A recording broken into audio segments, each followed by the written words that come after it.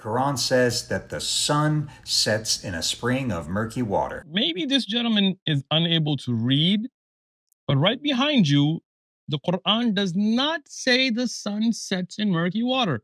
The verse is on your green screen behind you. It says that Zulqarnain reached a point where the sun appeared, read it right behind you, to be setting in the spring of murky water. This is a place where the sunset hits the horizon, appeared to him. It's not saying the sun sets in murky water. When they say he rode into the sunset, it doesn't mean he actually rode his horse into a sun.